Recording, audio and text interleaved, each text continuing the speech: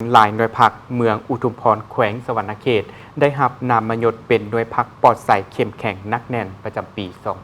2024 พิธีจัดขึ้นในวันที่ 10 ตุลาคม 2025 ที่สโมสรเมืองอุทุมพร โดยการเป็นประธานของสหายภูคำเวลมณีรองเลขาพรรคเมือง ประธานกวดกาพรรครัฐเมืองอุทุมพร มีบรรดาสหายในคณะพรรคคณะปกครองเมือง เลขาโดยพรรคอ้อมข้าง และนายบ้าน 70 บ้านเข้าร่วม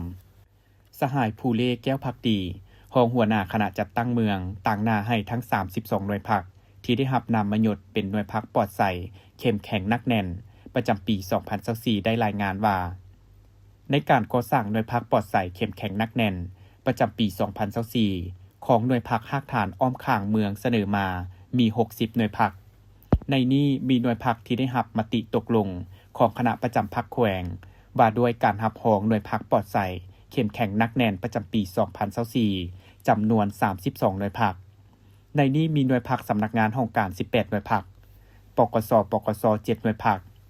โรงเรียน 7 หน่วยพักพร้อมนั้นยังได้ผ่านมติตกลงของคณะประจำพรรคแขวงว่าด้วยการรับรองหน่วยพักปลอดใสเข้มแข็งนักแน่นประจำปี 2024 ผ่านข้อตกลงของทานเจ้าเมืองอุทุมพรว่าด้วยการรับรองเอา 70 บ้านเป็นบ้านเข้มแข็งนักแน่นประจำปี 2025ให้เกียรติมอบไปยั่งยืนโดยแมนสหายโพคำแววมณีสหายอุ่นแก้ววงศาครกรรมการประจำพรรคเมืองประธานแนวล้าวสร้างชาติเมืองสหายศรีวิไลสุริโยกรรมการพรรคเมืองของเจ้าเมืองสหายนางจันละครอินทิราชกรรมการพรรคเมืองหัวหน้าคณะจัดตั้งเมืองพัดเปลี่ยนกันขึ้นมอบให้เลขาหน่วยพรรคแต่ละหน่วยและคณะปกครองบ้านแต่ละบ้านอย่างสมเกียรติจากนั้นสหายภูเล่แก้วพักดียังได้ผ่านมติตกลงของคณะประจำพรรคเมืองว่าด้วยการแต่งตั้งคณะกรรมการรับผิดชอบก่อสร้างหน่วยพรรคปลอดใสเข้มแข็งนักแน่น